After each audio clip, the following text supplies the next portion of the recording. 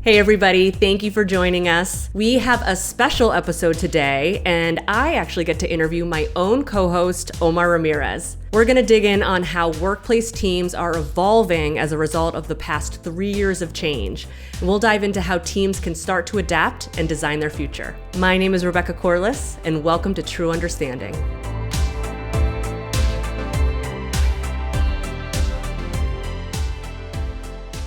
So Omar, this is really special. This is really lucky that I actually get to take a step back and interview my own co-host on this podcast. So that's going to be fun.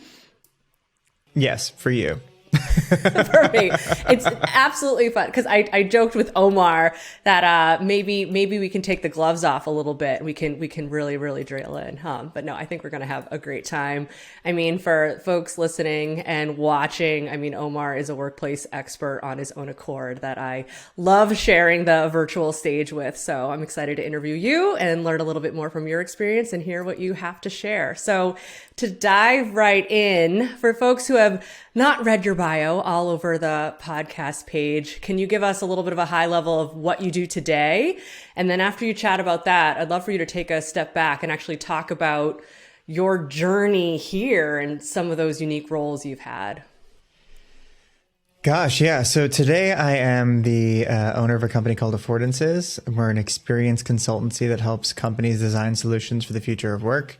We do that in a few different ways. But I guess my journey to get here, I've been in workplace for the past 14 years, and I got into workplace because I studied religion during college, and I was interested in the way that communities form beliefs and the way that individuals form beliefs and the ways that communities form rituals and beliefs and things of that nature. And I was also, working offsite as a facilities assistant, really trying to put myself through college and working as a resident director and building houses with Habitat for Humanity during college. Every spring break, I'd be going down to South Carolina and Georgia to build houses or frame houses down there.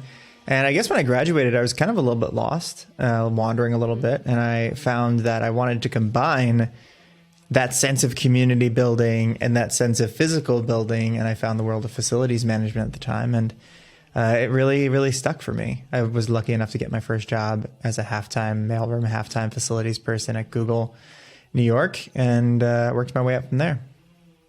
That's amazing. The fact that you said you used your religious studies background to understand communities and bring this into this new context is fantastic. And not as unique as I thought. We have a future guest in which we'll be talking about a similar path. Is that right? Yeah. So my good friend, Corinne Murray, was also a religion major.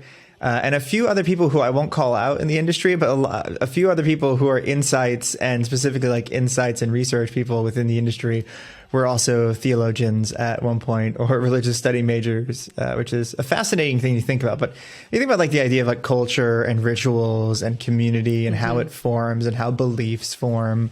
It does kind of tangibly tie together if you look at it from a like agnostic perspective in some ways. Sure. So yeah. there's a trend in there somewhere. There's a tie-in somewhere. Yeah. Well, I know one of your passions is talking about how workplace is shifting, how workplace organizations are shifting. And this is something that I know that you've been spending a lot of time thinking about. Mm-hmm. I would love to hear from your perspective, what do you believe is motivating the need for workplace organizations to shift right now? What is motivating that change? Some of us went through the modes of the pandemic with just trying to survive. We were just trying to, like, the pandemic happened. We were all like, full bore from 2010 to 2020, building these massive offices based on activity-based working most of the time and open plan offices and based on a lot of the research that was done in the early 2000s. And, the train kind of felt like it couldn't stop, and it really like hit a wall in March of 2020 when everything shut down and we all had a moment to reconsider. And a lot of the things that have come out of the pandemic or been accelerated by the pandemic, a lot of these trends are causing this monumental shift in what was already somewhat happening before the pandemic, where we had orgs shifting from the finance or from like workplace teams, shifting from reporting to the finance org to reporting to the people org. And that shift started to happen before the pandemic for some teams, but it was definitely accelerated and exacerbated by the events of the pandemic and the adoption of new working models.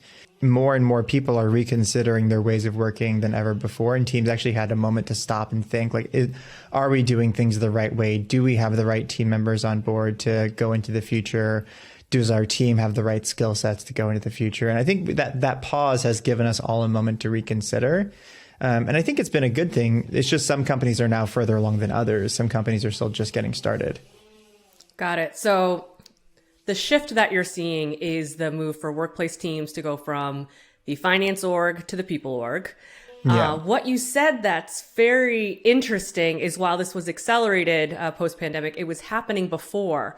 What was the dynamic that was happening before that led to this shift, even before everything came to a head? I think that shift, that the dynamic that's causing that shift is the need for companies are always trying to figure out like how to make people more like happy, healthy, and productive.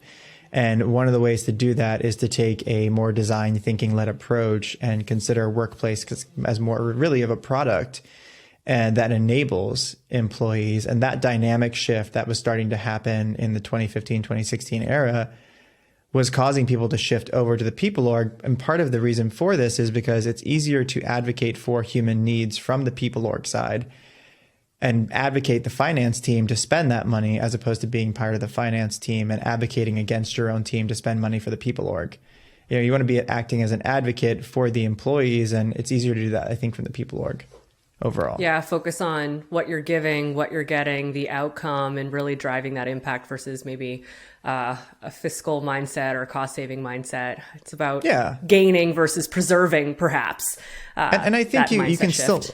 Yeah, and you can still have a fiscal mindset. You can still be fiscally responsible while advocating for spend, right? You know, if you're bringing a plan to the finance team as a member of another org, of course, you're going to want to have your numbers together. You're going to want to work in concert with the finance team to make sure you're building something that's viable for your company and that's scalable.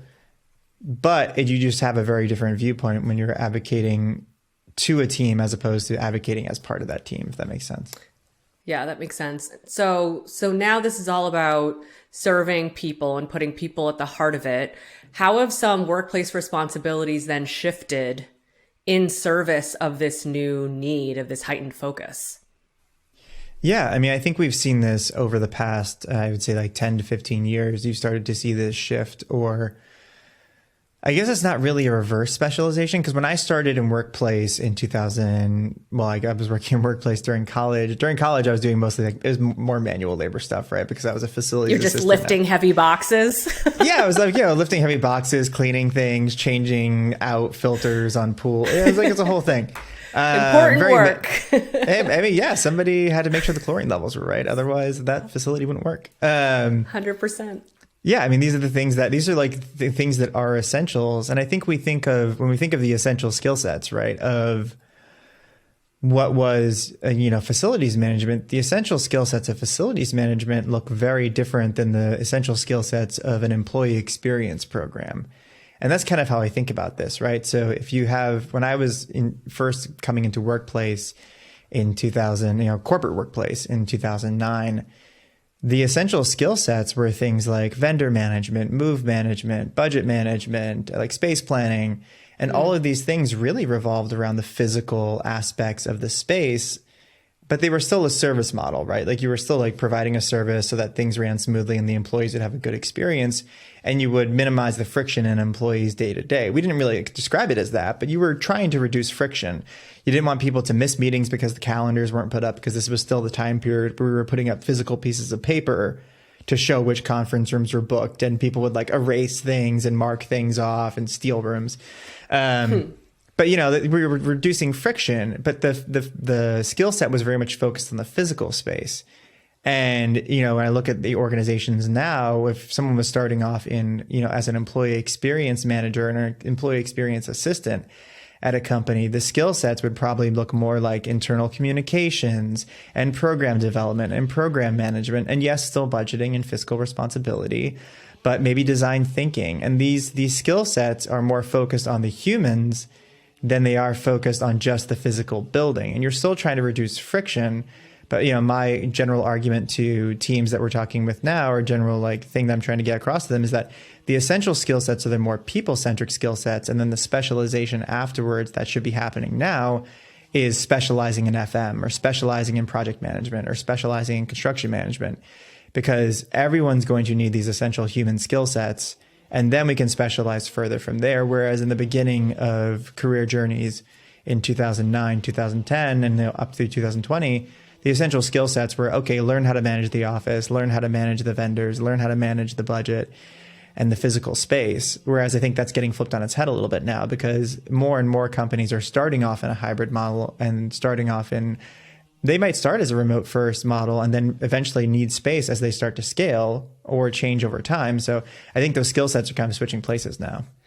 Interesting. Would you go so far to say that workplace, the foundational skills of workplace, are more softer skills than hard skills now, given this shift? Yeah, I would say yes. I think the essential skill sets are more soft skill sets. And I think that's one of those things that you can't outsource or automate. Mm-hmm. Right. And I think that those human skills, and studies have shown this, that the human skills, communication, the soft skills are essentially the things that are going to be required more and more for the future work, and creativity, because those things cannot be easily replicated by AI or outsourced, et cetera. It's like the facilities roles, unfortunately, like the hard services roles, were some of the first things to be outsourced when, outsourcing really picked up steam in the early 2000s for these companies who were outsourcing facilities management services, because they were deemed as quote unquote non-essential. But, if you're building power, lights, et cetera, water doesn't work, somebody's always upset. And nobody ever really, it's one of those things, nobody ever really notices the electricity until it's gone. You don't really think about your internet router until it goes off one day and you're like, no, there's no internet. It's but you don't think about how it gets there most of the time. Yep, that's true. So, this is a pretty big deal. So you think about, this began pre-pandemic, accelerated post-pandemic, seeing it even faster. Our workplace teams equipped to adapt, to actually make this shift, and why or why not? I think it really depends on the team. We've definitely spoken with teams. I guess there's two parts to this. So some teams are better equipped to adapt because they have more resources.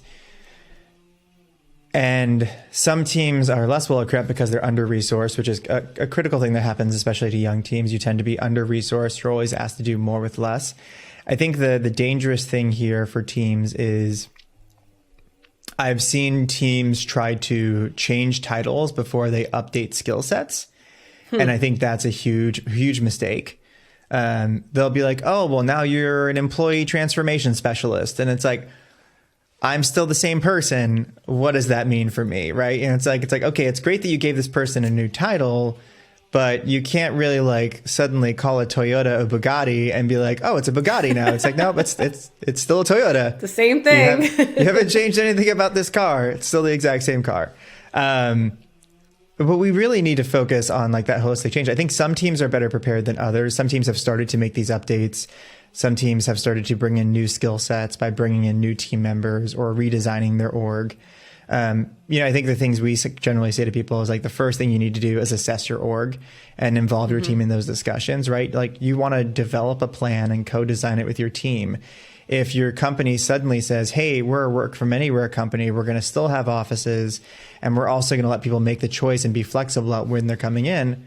Okay, great. But now you need to create a service model and a team that actually meets the needs of those employees in the new ways they're working. And as an org leader, you need to assess your org. You should involve your team in those discussions in order to develop a plan that enables you to evolve your team as opposed to dissolving it, as we say. You want to upskill your team members, not see them become irrelevant, right? Or become replaceable. So develop that plan with them, co-design it with them, and then train and upskill your existing team members. And only after you upskill them, then you can change their titles, right? You're like, hey, Mike got a certificate in design thinking. He's going to be helping us rethink how we do our programs going forward. He's now an employee experience manager instead of a facilities workplace manager. We're updating our skills. We're updating our team. And that's a great story to tell within the org as well. But then after you do that, after you upskill your internal team, or if your timeline's extremely short and you don't have enough time to do both, you can upskill your team at the same time as bringing in new team members with new skill sets that will then transfer onto your team. Because every time you bring in a new skill set or a new employee with a new skill set, that's an opportunity for the rest of the team to learn from them as well. I always really loved and never really feared when other people were brought into a team with different skill sets from me, because I just kind of always thought of it as an opportunity to learn from somebody awesome. Like when I was at Atlassian, for example, they brought in this amazing architect or former architect named David. And David was, he worked at Google, he worked at Apple designing spaces. And I was just so excited to just listen and learn from him and see how he worked with people and the kind of way he thought about design. And that was super exciting. And I think that there's a lot of opportunities for us to bring in people with different types of soft skills now to these teams, and for our teams to then learn from those people. And that's I think it's an exciting time. So even just having the ability to make room for new ideas, people with different perspectives, in order to just drive that change and make sure that team has a willingness to listen and consider those new thoughts and bring them forward. Mm-hmm. I think that's great. There's something else that you said, and I want to make sure we dig into. You said something that's key to whether team will be successful in adapting or not, are the resources at play. And just to make sure we're really explicit here, is that budget? Is that size of team? Is that something specific? Like, what resources does someone have or not have that might lead to their ability to adapt? Yeah, I think resources, you're right, it can mean a multitude of things. So that's worth clarifying. Resources in budget, number one, because if you don't have resources for budget, how could you possibly get your team the classes they need or the information they need? I think the other thing, resource-wise, that people need is, and this is of course, our biggest resource shortage in the world is time. Right? Yeah. You can pay for someone to have classes. You can have the budget to have people get classes, but if you're understaffed, I would always call that under-resourced, but if you're understaffed and you're asking someone to do 2 jobs already, I don't know if they can really have the time to add a 3rd job of learning a whole new skill set. So that makes it extremely difficult for teams to upskill a lot of the time, as they're time poor and they don't have the time, even if they do have the budget. And I think that's a huge problem. I think the third thing about this is that in our community, there's kind of a lack of, there is a pretty big lack of educational opportunities or the ability to find certain resources within the work and place community. And we don't really have a great coagulator of resources for learning, education, just general information right now, besides, going to LinkedIn and looking up the future of work, et cetera. So that's something that we're deeply concerned with in our practice, and helping people kind of find those resources in a more fruitful way. But it's definitely a big issue within the work and place community right now. Yeah. So then bringing that all together, it seems like workplace leaders, their opportunity is to do their best to make time and space for this learning, for this evolution, for the individuals who are leading these practices, because, and it's really hard to do given how much work there is to be done. But it seems like that's going to be a real critical component. Yeah. Yeah. And I think more than ever, as we're going through this time period of, I guess, fiscal instability, we can call it, because we're technically not in a recession, like fiscal instability, everyone wants to make sure that their teams, remain relevant and that their teams remain critical to the company. And, I would make the argument that work and place teams have never been more critical, because we are the teams that are supporting that foundational culture that makes companies run. But, I think that people need to, or teams need to enable their teams to learn and grow and have those conversations, and take the time to have those conversations with their team members about that growth, because not everybody's excited about change. Not everybody's excited about these new ways of working. Not everybody's excited that, 45% of total days are now worked from home. in the modern world. And the University of Stanford had a great study that came out a few weeks ago where they were saying 45% of total days in the US are now worked from home across the United States. And it's an interesting thing because it changes the entire dynamic of someone's job. And for somebody who's been in facilities management for, let's say, 20, 30 years, it's a huge dynamic shift. So it can be uncomfortable. And I think having those conversations is important.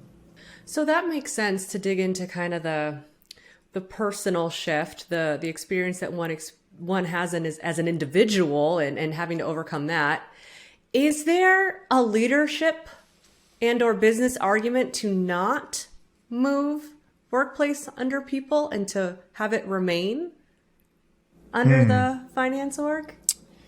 If you have an exorbitant amount of portfolio spend, if you have a large portfolio, you're not a very customer-centric company or user-focused-centric company or people-centric company, and you're a manufacturing company perhaps, there might be a good reason to keep it at the finance org because the majority of your money is being spent on the infrastructure of the physical space.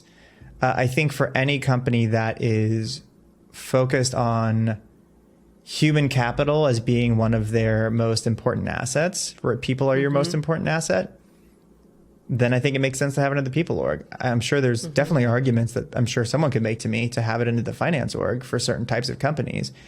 But like anything in the future of workspace, we always tell people there's no one size fits all anymore. There's no more cookie cutter approaches. There's no more ability to say 100% of the time, this is correct.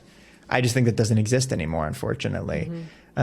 We used to have KPIs and standards that would, work across the globe, and that's just not really possible anymore either. So I think for that same reason, there might be a great reason why your company wants to have it under the COO org even, right? Like I've reported into the chief operations officer before, and it worked because the company was focused on operational integrity, and that made sense.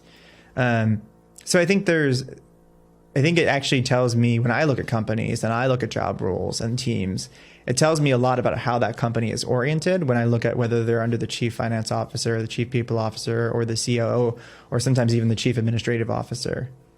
And what might take first priority? Yeah, what is the focus of that company at that current moment? Because it has shifted over time too. I've seen companies go from having it under the CFO to the CPO, and then going under the chief administrative officer, for example, and then it switches again as the company scales. And that's a natural occurrence, especially with small startups that are scaling. Yeah. So tell us a few stories. Have you seen an example of a team that has made the commitment to be part of the people org and has needed to adapt? And maybe it was quite a journey. Maybe it was a stressful journey for this team. What have you seen? What stories can you tell us about successful adaptation and change? Yeah, I mean, I think that if I was a good example, when I was at Atlassian, we were originally reporting under finance, and we had this shift that happened, just about a year before I joined. We're going under the chief people officer, who was Helen at the time. And, the team originally had this very large focus on physical space and butts in seats. And not butts in seats meaning like, how do we achieve the optimal vibe, as I would call it today? How do we achieve the optimal amount of like density within space to like make sure that the space feels good and active and has that like nice flow to it? Has that buzz?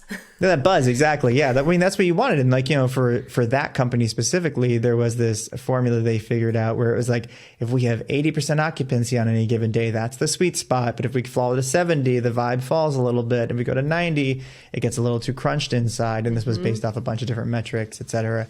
But I think that transition was not necessarily easy because, we started to focus more on people and get more into surveying to understand the needs of employees. And we had this wonderful person on our team named Artemis who was focused on surveying employees and building that feedback loop and building that methodology. And it's a totally new muscle to need to build, going from just focusing on, okay, we report to our chief officer that we report to, and they want to know about these KPIs, and we're hitting these KPIs, and we're hitting our budgets, and we're hitting our deadlines, and that's enough. It's like, no, we also want to know, like, how are people enjoying the spaces? What's the feedback look like?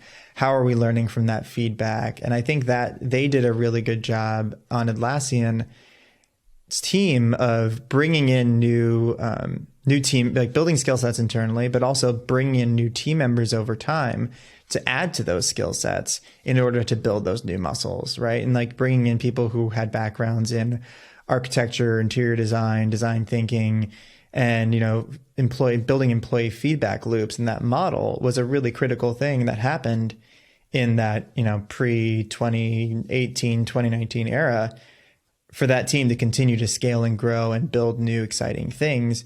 And they actually wound up, I think, adapting much more easily to the changes during the pandemic than any of the other teams I've actually interacted with. Interesting, because they had that foundation and they started going in that direction already and really getting that qualitative feedback and assessment. Like, how are things going? What is the experience holistically, in addition to some of those more hard KPIs, getting that blend? Yeah. And I think the employee communication portion there is really important, like getting feedback from your employees, understanding their needs, and understanding the difference between as we call it, the head and the heart, right? Like people would say they want something a lot of the time and they do the exact opposite. When you'd survey them, they'd be like, oh, this is what we like. And then they wouldn't use it. And you're like, but you said you wanted this thing. Why didn't you ever use it? And they're like, trying to understand those nuances between what humans say they're going to do and their actual actions is something I think a lot of teams are actually struggling with now when they're trying to understand like when people are going to come back, when people come back into the office, or like how or why they come back to use space. A lot of teams I've seen struggle with that, where they ask the question of like, hey, would you come in if we did this? And people are like, yeah, sure, I'd come in if you do that. And then they don't come in. You're like, but you said you would. Yep. Omar, I wanna wrap with this question. I want to make this really hands-on, tangible, and make sure everyone walks away with some specific learnings that they can take, depending if this is a challenge or an experience they're having right now. So for the teams that are maybe undergoing this experience right now, they're going through an organizational shift from the CFO to the chief people officer into that people org. They're having that change right now. What would you recommend to that team? What are some practical advice that you can give them in order to make sure that's as effective and successful for them as possible? Yeah, I mean, I think I kind of simplify it by just saying assess, train, and grow. So like assess your team, train your team, grow your team, whether it's in skill sets or in new team members bringing in those skill sets. I think the assess part can also involve like figuring out, do I need to bring in someone to help me figure out how to do this?